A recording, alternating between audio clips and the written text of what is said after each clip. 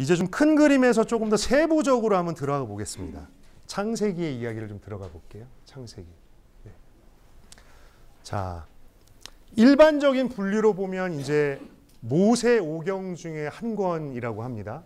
창세기, 출애굽기, 레위기, 민수기, 신명기까지가 모세가 썼다 혹은 모세로부터 그 기록이 내용이 왔을 거로 믿는 그 모세가 기록한 모세 오경이죠.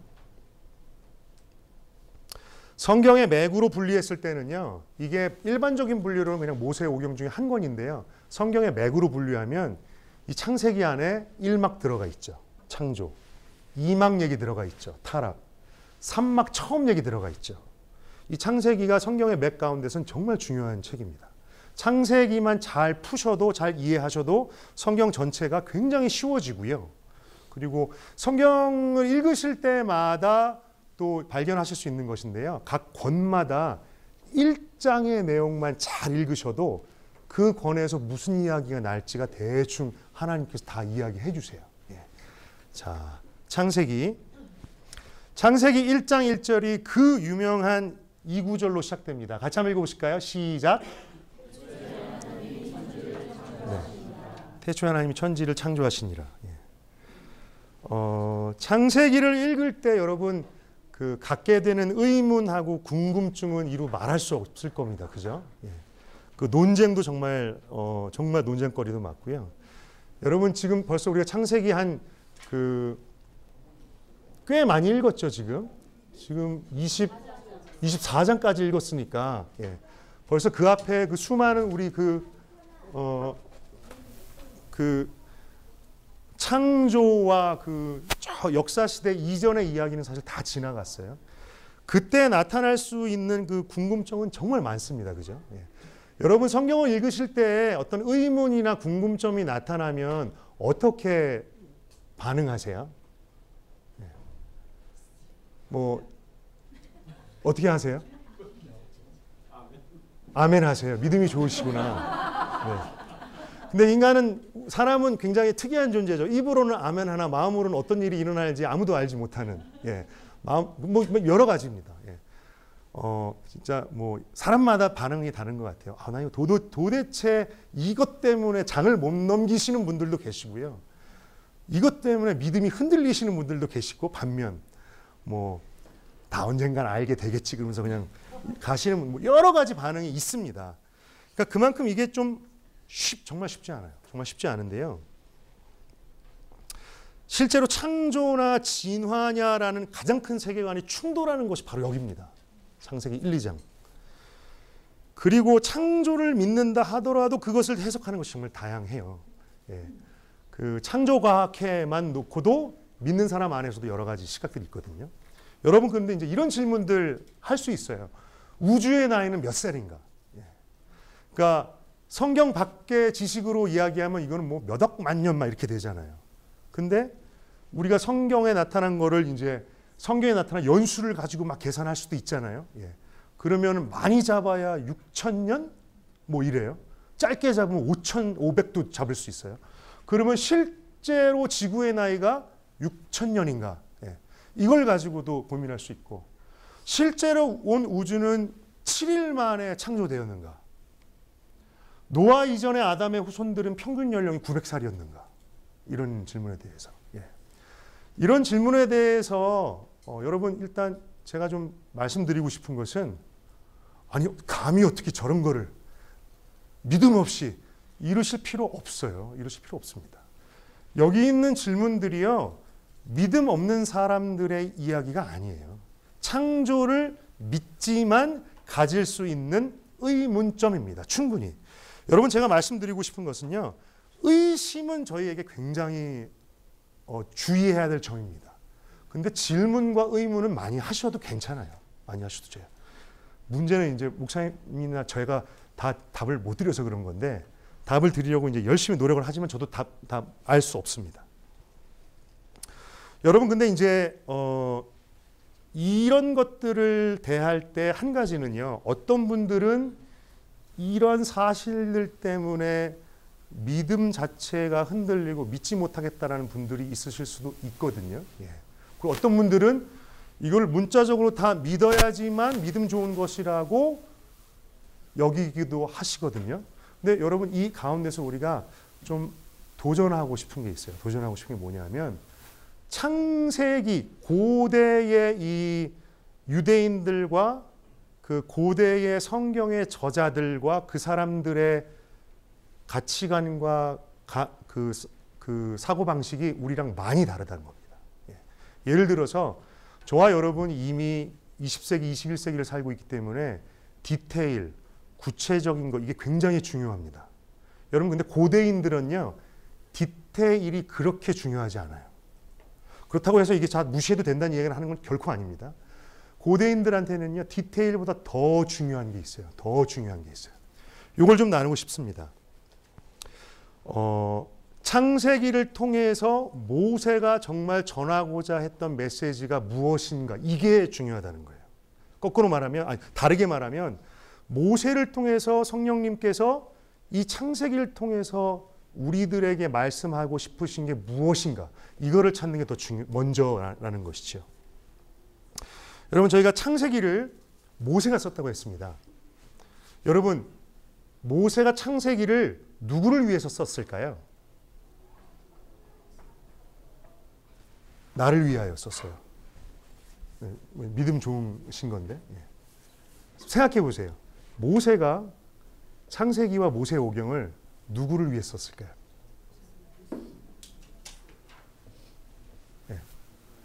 출애굽한 이스라엘 백성들을 위해 썼어요. 여러분 이해되시나요? 모세가 모세오경을 쓴 거는요. 출애굽한 이스라엘 백성들이고 특별히 출애굽 2세대들입니다. 2세들. 이 사람들은 하나님을 눈으로 경험해 본 적이 없어요. 그리고 이 사람들은 태어난 곳이 광야예요. 그리고 이 사람들의 조상들은 태어난 곳이 이집트예요. 그러니까 그들의 조상 아브라함과 이삭과 야곱이 알고 있는 하나님과 이런 거를 이 사람들은 전혀 모르고 들어서만 알고 있던 사람들입니다. 이 출애굽 2세대들 또 출애굽 세대들에게는요.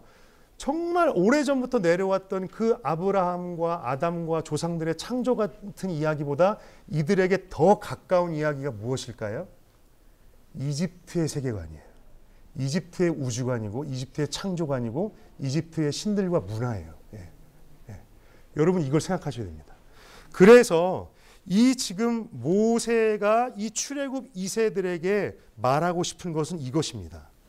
그들에게 이 질문에 대해서 이 출애굽 2세들에게 자기들이 누군가, 그리고 자신들은 어디로 가고 있는가, 그리고 자신들은 왜 가고 있는가를 이 모세오경을 통해서 답해주고 싶었던 것이지요.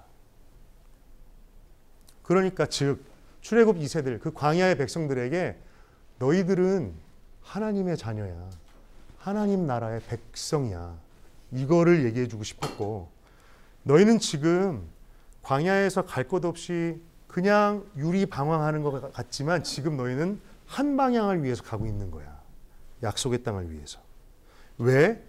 하나님께서 너희들과 언약을 맺으셨기 때문이야. 이거를 지금 모세가 이야기하고 싶은 거거든요. 모세오경 통해서. 그리고 그 앞서서요. 지금 너희가 있는 곳이 진짜 집도 아니고 지금 너희가 살고 있는 곳이 영원한 곳도 아니야. 너희는 정말 가야 될 곳이 있어라는 이야기를 하는 거예요. 그거를 모든 이야기를 하려면요. 지금 모세는 출애굽 백성들한테 그들에게 이 세계관과 가치관 가운데 가장 중요한 거를 뒤엎어서 딱 얘기해야 돼요. 그게 뭐죠? 1장 1절입니다. 태초에 하나님이 천지를 창조하시느라 이거예요. 모세가 출애굽 백성들에게 가장 하고 싶었던 건 뭐냐면요. 너희들이 갖고 있는 이 세계관, 너희들이 생각하고 있던 것이 진짜가 아니고 너희들이 오래부터 그냥 들어와서 전설처럼 들었던 그 이야기 있잖아. 그 이야기가 사실이야. 그 이야기의 주인공이 하나님이야. 이 이야기를 하고 싶은 것이거든요. 그래서 현대인들 우리들은요. 어떻게 어떤 방법으로 어떤 순서 이런 디테일이 굉장히 중요하거든요. 근데 우리보다 수천 년, 뭐 2000년 이상 살았던 그 사람들은요. 디테일보다 더 중요한 게 있어요. 누가 뭘 했냐가 중요해요. 이건 고대 문서에 통통적으로 나온 겁니다. 그러니까 지금 가장 중요한 게 나왔어요. 1장 1절에 태초에 하나님이 천지를 창조하셨다. 지금 세계관의 이야기를 하고 있는 것이고요. 가치관의 이야기를 하고 있는 것입니다. 그래서 모세는 누가 지었냐, 누가 왜 지었냐, 누가 주인이냐, 누가 창조자냐, 이 얘기를 지금 하고 있는 것이죠. 이게 성경의 관심입니다. 여러분, 근데 이제 여기에 엄청난 도전이 또 하나 있어요. 제가 지금까지만 이야기한 것만 보면 제가 마치 이렇게 얘기하는 것 같습니다. 창세기에 기록된 디테일들은 틀릴 수 있다. 제가 뭐 이렇게 얘기할 수도 있는 것 같잖아요. 창세기에 있는 디테일들은 시적이고 은유적이다. 그래서 그것이 그렇게 큰 의미가 없다라고 제가 말하는 뉘앙스가 생길 수도 있거든요. 근데 이게 또 그렇지 않아요. 이게 또 엄청난 또 도전이 있습니다. 성경 안에. 그 아브라함의 이전의 창조 시대의 이 연수들이 굉장히 우리들에게 정말 도전을 주는 것 중에 하나가 뭐냐면 그 아담의 그 계보, 노아의 족보에 나와 있는 이 놀라운 비밀들을 보면 와, 이게 연수가 그냥 나온 게 아니라는 것을 알게 됩니다. 여러분들 아시는 분들도 계실 거예요. 그 좀 전에 이제 아담과 그 후손들의 나이를 잘 보면 이게 비과학적인 것 같고 어떻게 다들 900년, 평균 900년을 살았냐 이렇게 되잖아요. 근데 여러분 이제 그 우리가 한 사람 이야기를 해야 되는데요. 성경에서 제일 오래 산 사람의 이름이 뭐죠? 이건 잘 아시는구나. 나 김수환무 때문에 아시는 거 아니에요? 무드셀라. 969년 살았어요. 969년. 그리고 무드셀라의 아버지가 누구지요? 그 유명한 에녹입니다. 옛날 선지 에녹같이. 성경은요, 이제 에녹을 선지자라고 표현하고요. 에녹이 65세에 무드셀라를 낳고 300년을 하나님과 동행했다라고 기록합니다. 자, 여기 한번 볼게요. 에녹이 65세에 무드셀라를 낳았어요. 그 무드셀라를 낳은 후 300년을 하나님과 동행하며 자녀를 낳았대요.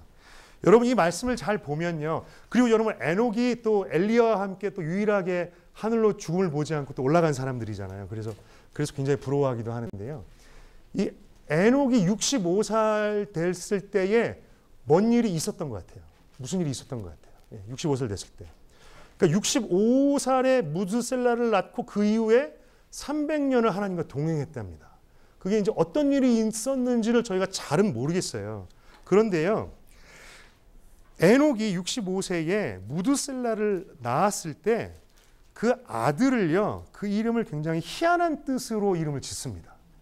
여러분, 이 무드셀라라는 것이 이제 이 이름을 오늘 아까 이제 예수님의 이름은 하나님께서 그 안에 사명을 주셨잖아요. 구원자죠. 유대인들은 이런 경우가 굉장히 많아요. 우리 한국 부모님들은 뭐 자신의 바람을 넣기도 하고 어디서 이름을 지어서 좋다고 해서 하기도 합니다. 그 이름을 서로상 배울 학입니다. 그래서 그런지 지금까지 학교를 다니고 있습니다. 공부를 하고. 이름이 굉장히 예언적인 뭔지가 있어요. 근데 무드셀라가 이름이요. 죄수없는 이름이에요. 이 아이를 보내면 끝이 온다라는 이름입니다. 무투가 죽음이고 셀라가 보내면이고 이 아이를 보내면 끝이 온다. 이 아이를 보내면 끝이 온다. 그러니까 이게 어떤 아버지가 어떤 부모가 자녀를 낳고 이 아이를 보내면 끝이 온다. 심판이 온다라고 하겠어요. 그럼 여기서 이제 저희가 에녹이 65세 때에 어떤 일이 있었길래를 한번 저희가 좀 추론해 볼 수 있습니다. 저희가 이제 잠깐 이제 산수를 해보면요. 이렇게 돼요. 무드셀라가 187세에 라멕을 낳았습니다. 그죠? 그리고 라멕은 182세에 노아를 낳았습니다. 무드셀라가 노아의 할아버지입니다. 자, 무드셀라가 노아를 낳았을 때 그러면 몇 살인 거죠? 187 더하기 182 하시면 돼요. 그죠? 그죠? 그럼 몇이죠? 369예요. 그러면 무드셀라가 노아를 낳았을 때 이제 369살이었던 거죠. 그럼 369살.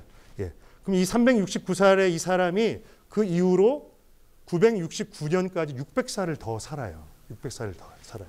예, 그런데 성경은 희한하게도 홍수가 땅에 있을 때 노아가 600세라 그랬습니다.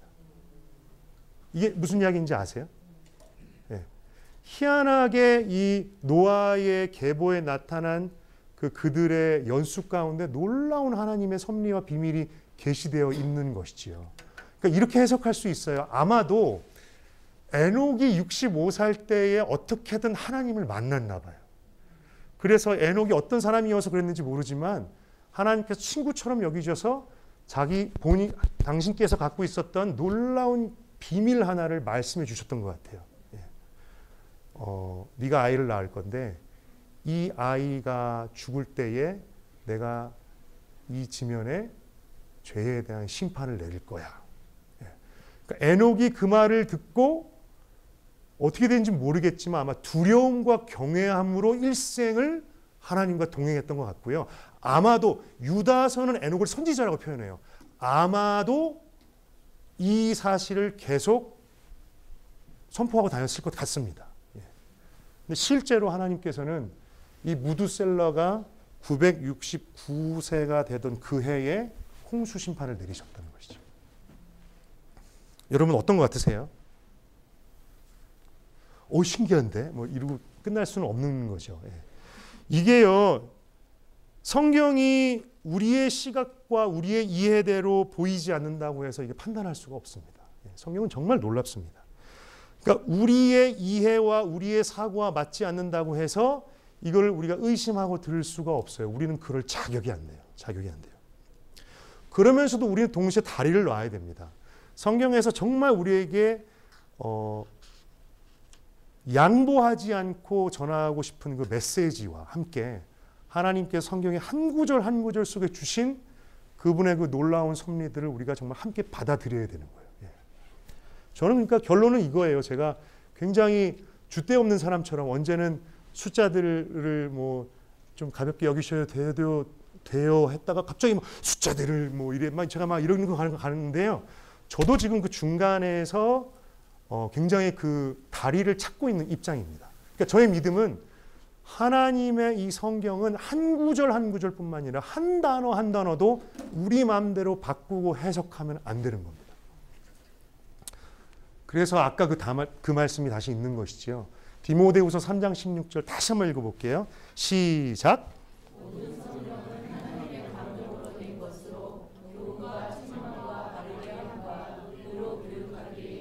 예. 아까 하나님의 감동이 성령의 감동이라고 말씀드렸는데요. NIV 성경에서는요, 이 성령의 감동이라는 것을 God breathed라고 표현해요. All Scripture is God breathed. 무슨 얘기죠? 네, 성경 한 구절 한 구절 한 단어 단어마다 하나님의 숨결이 들어있다라는 것이죠. 예. 그러니까 정말 이게 한 단어 한 단어를 무시할 수가 없는 것입니다. 예. 그래서 이해가 안 가는 목이 나오시잖아요. 예. 그러면요, 의심으로 반응하기보다는 질문하셨으면 좋겠고요. 다만 신뢰함으로 한번 반응해 보시면 좋을 것 같아요. 여러분 성경을 읽으실 때 이해 안 되고 의심 가고 의문되는 점 수없이 나올 겁니다. 그거 절대로 그냥 아멘이라고 하시면서 막 꾸겨 넣지 마세요. 그러면 이거 나중에 30년 후에 자녀들이 질문해요. 그럼 나도 대답 못해요. 의문은 같이 나누시고 카톡방에서도 같이 나누시면 좋겠는데 대신에 하나님을 신뢰함으로 반응하며 읽었으면 좋겠습니다. 그리고 제 경험으로요, 이곳에서 내가 질문했던 것에 대해서 쭉 읽게 됐을 때 한 며칠 후에 다른 곳에서 답을 말씀해 주시는 경우가 굉장히 많더라고요. 또 읽다 보면 후반기에 말씀해 주시기도 합니다. 하나님은 그렇게끔 성경을 통해서 우리들과 대화하고 교제하기를 원하시기 때문이지요.